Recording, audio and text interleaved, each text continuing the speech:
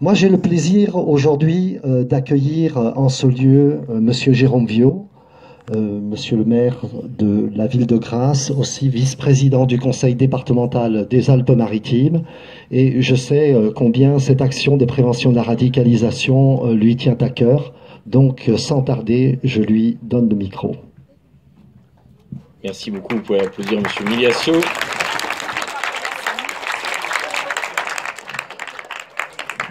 Monsieur Miliasso, directeur des services Action sociale préventive à DSEA. Je voudrais saluer particulièrement Éric Goldinger, directeur adjoint de l'éducation, sport et culture du conseil départemental, ami de longue date, compagnon de route avec qui j'ai tant travaillé et j'aime travailler, en saluant chaque représentant du département avec qui nous entretenons des liens de travail précieux ici sur ce territoire. Mesdames, Messieurs les représentants de la ville de Grasse, de la communauté d'agglomération, Mesdames, Messieurs, Madame la représentante du cinéma, Monsieur le principal du collège, ce collège tellement important pour Grasse, il faut l'applaudir.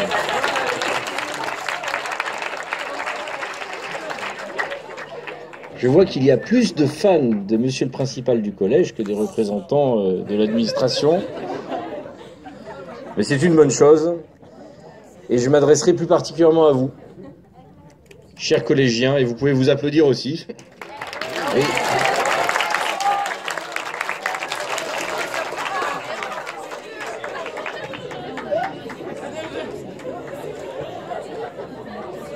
On va retrouver le calme, ça on va y arriver.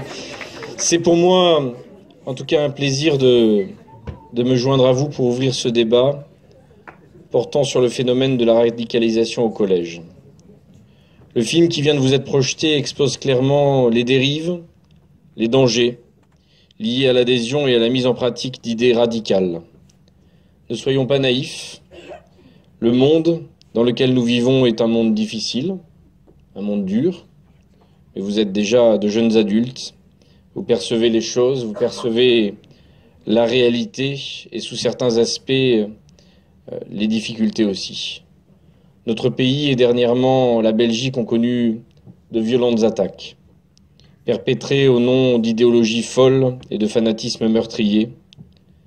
Cette réalité est une réalité inquiétante, une réalité qui doit nous faire réfléchir. Réfléchir pour les pères de famille, les mères de famille, le papa d'enfants que je suis. J'ai pour ma part 3 petits-enfants de 11 ans, 8 ans et 6 ans. C'est des choses qui nous préoccupent, qui doivent vous préoccuper. Pour vos familles, qui doivent nous préoccuper aussi et qui m'obligent en tant que mère. Il appartient aux élus de la République de lutter contre le terrorisme, mais également contre le phénomène corollaire qui permet un accès libre à une banque illimitée d'images, de vidéos.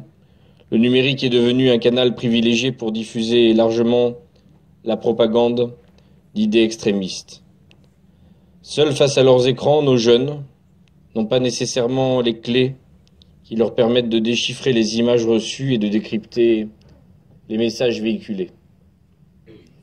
Tel est le but de cette journée, telle est la mission accomplie par la DSEA 06, qui propose de réunir autour de la thématique quand, comment et pourquoi peut-on basculer dans la radicalisation des idées extrémistes.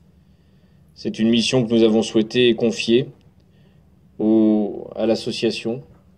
Le président du Conseil général a souhaité vous confier ce rôle important. Et cet après-midi, je veux saluer la pertinence de cette initiative et je veux remercier publiquement Éric Ciotti, le président de ce département qui s'engage de manière forte, de manière courageuse, de manière volontariste dans ces questions. Je serai toujours à ses côtés pour pouvoir aider et accompagner ces réflexions. Réjouissons-nous.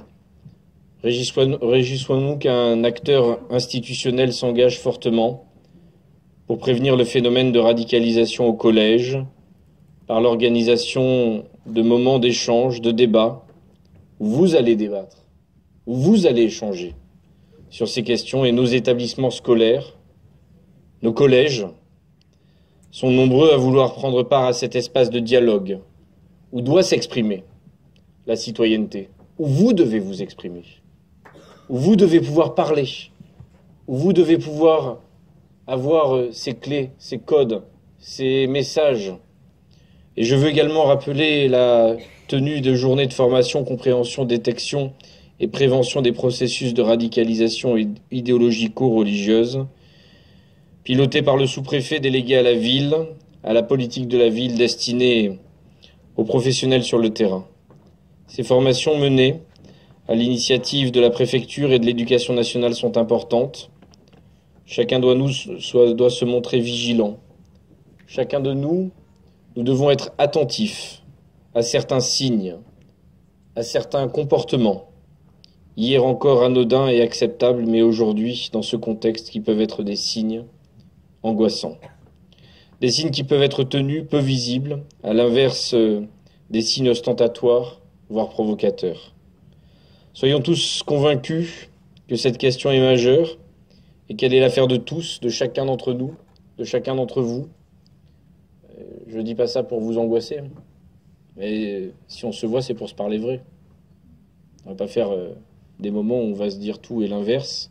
Je dois m'adresser aux collégiens du Collège Carnot, aux collégiens de Grasse, aux collégiens des Alpes-Maritimes, de manière franche et directe, parce que vous êtes en mesure de comprendre ça, parce qu'on vous respecte comme des adultes, comme des jeunes grassois, qui sont des acteurs à part entière de l'avenir de la ville, de l'avenir de la France, et qu'on doit pouvoir échanger avec vous de cette manière. Je voudrais vous dire, parce que je suis républicain de cœur, je suis républicain d'esprit, je crois profondément dans notre République. Je crois dans cette République qui doit permettre à chacun de réussir par l'effort, par le travail, par la force de conviction, par le fait que la méritocratie, le mérite doit être reconnu dans cette société. C'est ce qui d'ailleurs fonde mon engagement politique sur mon échiquier politique. C'est pour ça que je me suis engagé un jour en politique. Je crois dans cette République bienveillante et ferme, en la République de l'écoute à sa jeunesse, en capacité de la protéger, de l'éveiller, en capacité de former des futurs citoyens avertis et éclairés. Et je pense que si on vous parle comme ça, c'est qu'on vous donne aussi ce moyen-là de s'exprimer et de prendre toute votre place dans la société d'aujourd'hui et de demain. Merci en tout cas, merci de votre attention. Je suis très sensible à ça et je vous souhaite une bonne journée, un bon débat.